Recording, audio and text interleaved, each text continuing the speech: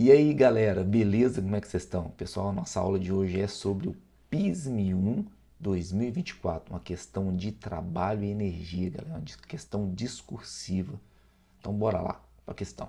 Ele está falando o seguinte, pessoal, caixas de mercadorias com massa total de 40 kg devem ser impulsionadas a uma determinada velocidade inicial por um sistema eletromecânico, deslizando por uma pista horizontal de 6 metros até pararem próximas da carroceria do caminhão, que irá transportá-las. Durante esse movimento, somente a força de atrito entre as caixas e o piso deve ser considerada. O operador do sistema verificou em um manual técnico que o coeficiente de atrito cinético entre a madeira das caixas e o piso é de 0,3. Calcule o trabalho realizado pela força de atrito sobre as caixas durante o seu deslizamento entre o local do impulso inicial e a carroceria do caminhão. Galera, o que a gente vai ver aqui? Tem algumas coisas importantes, vamos colocar assim. Ele está falando, ele tem uma velocidade inicial, que a gente não sabe, certo? Temos também que ele parou, ele foi impulsionado, né? E parou próximo à carroceria do caminhão aqui. Parou bem próximo à carroceria do caminhão. Então isso quer dizer o quê? Que a gente tem uma velocidade inicial e tem a velocidade final que é zero.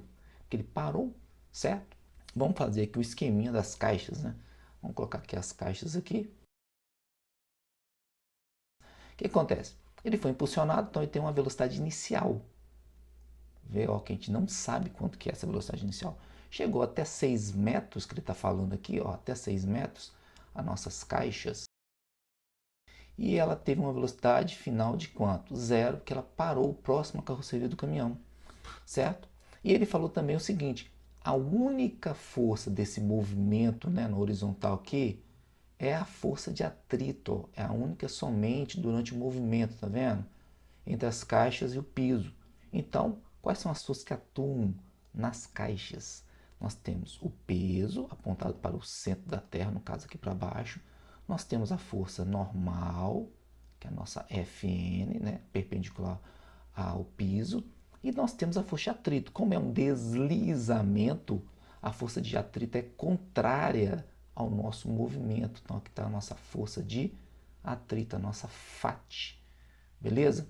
Bom, o que ele está pedindo aqui para a gente na letra A? Calcule o trabalho realizado pela essa força de atrito. Tá? Que é a nossa FAT aqui. Nesse caso, qual que é o trabalho que a gente vai fazer? Trabalho da força de atrito é igual a força de atrito vezes o deslocamento vezes o cosseno do ângulo entre a força e o deslocamento.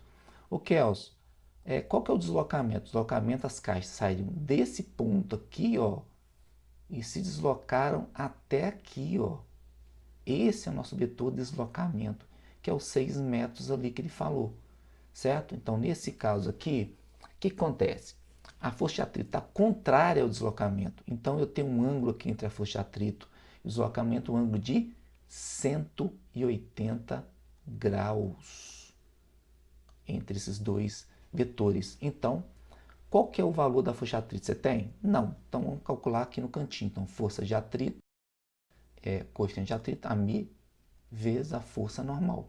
Só que a força normal a gente não tem, mas a força normal ela se anula com o peso, certo? Que estão aqui em equilíbrio na vertical. Então, a força normal nesse caso ela é igual ao peso. Se ela é igual ao peso, então a nossa força normal é igual a m vezes g. Então, a força de atrito é igual a μ vezes m vezes g. Então, a força de atrito é igual. O μ, ele deu para a gente que é 0,3, que é o coeficiente de atrito entre a superfície das caixas e o chão ali, né, que foi escorregado das caixas, 0,3 vezes a massa de todos, né, todas as caixas, 40, vezes a gravidade, que é 10, que foi dado no início aí do PISM, né, na página inicial aí do PISM da prova de física. Então, a força de atrito é igual a 120 newtons. Então, achamos a força de atrito. Achando a força de atrito, o que eu faço? Trabalho da força de atrito é igual a força de atrito, que é 120, vezes o deslocamento, que é 6, tá aqui, ó. E o cosseno, galera, é um cosseno de 180, que é o ângulo entre a força e o deslocamento. Cosseno de 180, nós sabemos que é menos 1. Então, nesse caso, o trabalho da força de atrito multiplicando aqui, nós vamos ter um trabalho de menos 720 joules. Tá aí, galera, o trabalho da força de atrito. Essa é a nossa letra A. Vamos passar para a letra B, da próxima página. Vamos lá. Calcule o valor da velocidade inicial que o operador deve digitar no computador para que as caixas sejam impulsionadas pelo sistema eletromecânico e cheguem até o caminhão. Beleza? Então, o que ele está querendo?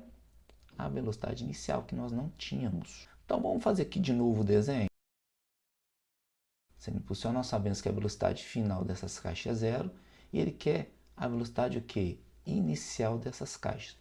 Tem como a gente fazer de duas maneiras, galera. A primeira maneira é através de energia e trabalho. E a segunda maneira é através das leis de Newton e cinemática. Eu vou fazer da primeira maneira, tá? Depois eu vou fazer a segunda, para vocês verem qual que vocês acham mais fácil. Então, a primeira situação seria trabalho resultante é igual a variação da energia cinética. Aqui nós temos o seguinte, nós temos o peso apontado para o centro da Terra, né? Já tínhamos feito lá aquele desenho atrás, a força normal e ao contrário do movimento, é um deslizamento, nós temos uma força de atrito, certo? Se você olhar o trabalho resultante, o que seria o trabalho resultante? É o trabalho de todas as forças. No caso, a normal e o peso, por causa do deslocamento, que é um deslocamento na horizontal, nesse caso, o trabalho e o peso formam um ângulo de 90 graus com a horizontal. Então, o trabalho da força peso e o trabalho da força normal é zero. Então, eu só tenho o trabalho de quem?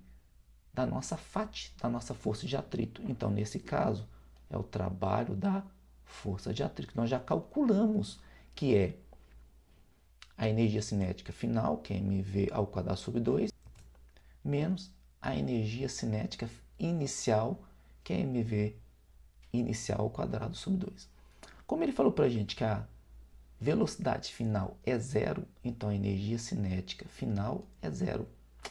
E aí eu tenho o seguinte, que o trabalho da força de atrito eu tenho, que é menos 720, que é igual a menos, que tem esse menos aqui, né?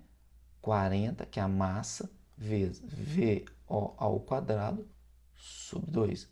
Eu posso fazer o seguinte, eu posso simplificar o 40 com o 2, vai dar 1, aqui vai dar 20. Eu posso passar esse 20 para o outro lado dividindo, então vai ficar menos 720 sobre menos o 20, no caso aqui tem um menos aqui, que é igual a V ao quadrado sobre 2. Menos e menos, né?